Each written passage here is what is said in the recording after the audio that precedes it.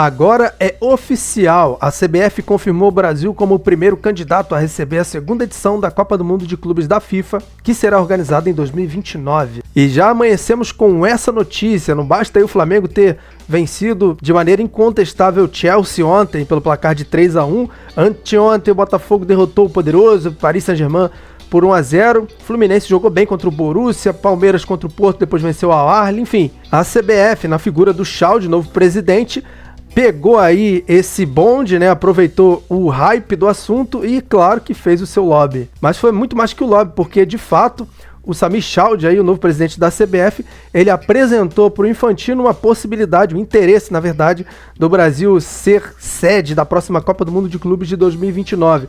Por isso eu vou falar nesse vídeo aqui quais são os pontos pró que podem fazer o Brasil se tornar o principal favorito ou, de fato, aí se tornar sede, receber esse evento para sediar, e o que pode ser contra o Brasil nessa candidatura aí. Eu não sei se isso pode ser considerado algo como oficial, né, o fato dele ter dito ao Infantino que quer sediar, porque eu acho que oficial seria mesmo o plano ali entregue na data certa, né, aprovada ou planejada, né, ou dita pela FIFA, que tem aí uma janela, né, para os países, as confederações apresentarem suas propostas para receber esse evento. Mas foi numa conversa ali meio que informal e óbvio que já tá na rede social, amigo, já é oficial, né? Todo mundo encara dessa maneira. E eu vou começar com os pontos pró, o que podem fazer o Brasil de fato ser o principal e não só o primeiro candidato. E o primeiro deles é o sucesso do Brasil em organizar grandes eventos. E quando eu digo sucesso aqui, eu nem sei se tem a ver com a questão financeira aí, se a FIFA lucrou muito ou não com os eventos organizados aqui no Brasil, no caso também o COI, né, que é o Comitê Olímpico Internacional. Estou me referindo aqui à Copa do Mundo,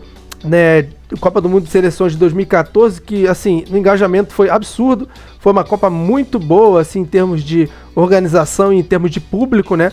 Também o Pan-Americano de 2007, que foi só aqui no Rio, as Olimpíadas, que foi também só no Rio em 2016, e óbvio que tem eventos aí de shows como Rock in Rio, além do Carnaval, enfim, e grandes eventos também em São Paulo, eventos internacionais.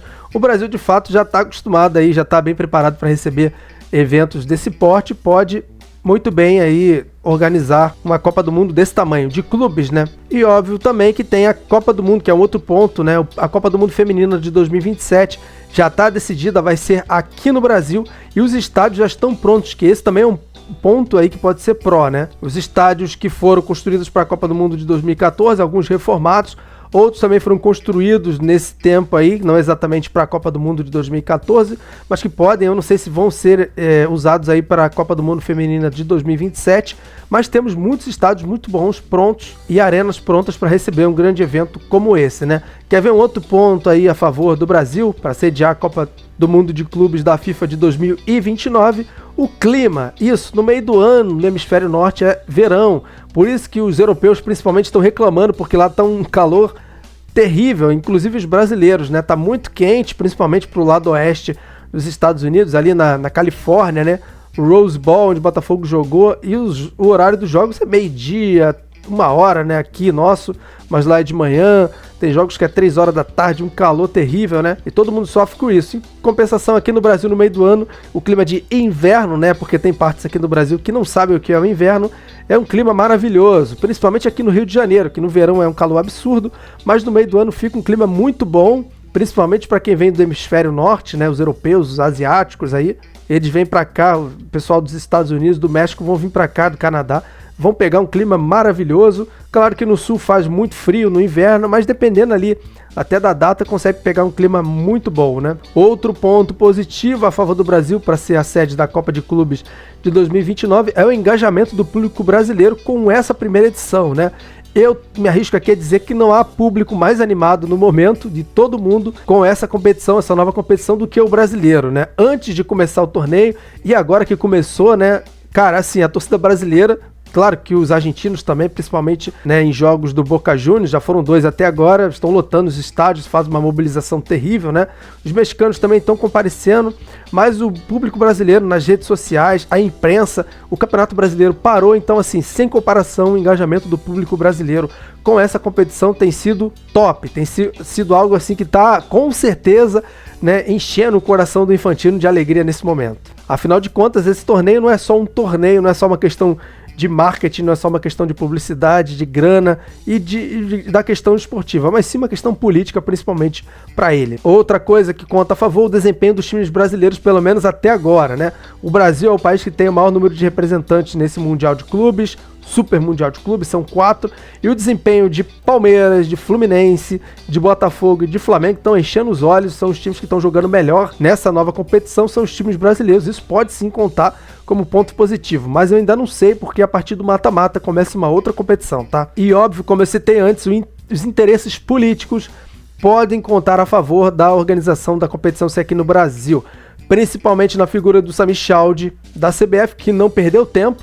E óbvio também do Infantino, o interesse político do Infantino é fazer, ele quer ser o pai, o padrinho, o pai, né, como foi o Jules Rimet da Copa do Mundo, ele quer ser o pai, tem sido por enquanto o pai da Copa do Mundo de clubes da FIFA, né, e óbvio que como se trata de interesses políticos, há questões técnicas e regulamentos aí que podem impedir o Brasil, e eu já vou falar sobre isso, de organizar essa competição, vão ficar de lado, ele vai dar um jeito, ele queria uma grande estrela na competição, não queria? Então ele deu um jeito de botar o Messi lá, já que o Inter Miami não ganhou nada, e quase ele coloca o Cristiano Ronaldo, né, enfim, pode tudo, né? E essa, na minha visão, são os pontos prós que pode fazer o Brasil ser a sede da próxima Copa do Mundo de Clubes da FIFA de 2029. Agora eu vou falar dos contras, mas antes eu vou te pedir um favor.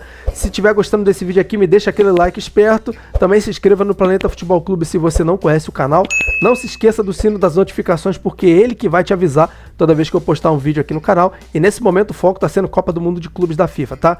Outra coisa também, no final vou deixar o link lá embaixo do meu canal do WhatsApp. Voltei agora com o canal e lá eu vou divulgar para vocês todos os conteúdos que eu posto aqui no YouTube e também no meu Instagram. Enfim, as redes sociais vão ficar lá, mas eu peço também que você me ajude clicando naquele link e se inscrevendo no canal do WhatsApp do Planeta Futebol Clube. Você vai estar lá de bobeira no seu celular, vai aparecer lá um novo conteúdo que eu postar tanto no YouTube quanto nas outras redes sociais. Agora eu vou falar dos pontos contra, né? O que pode pesar aí para a candidatura do Brasil e o Brasil perder essa chance de sediar a Copa do Mundo de Clubes de 2029. E o primeiro deles envolve a questão técnica, que eu citei no começo. A questão técnica, por que uma questão técnica? Porque, tecnicamente, pelo regulamento, né, pelo ideal da criação da Copa do Mundo de Clubes da FIFA, o Brasil passaria longe de ser uma das sedes.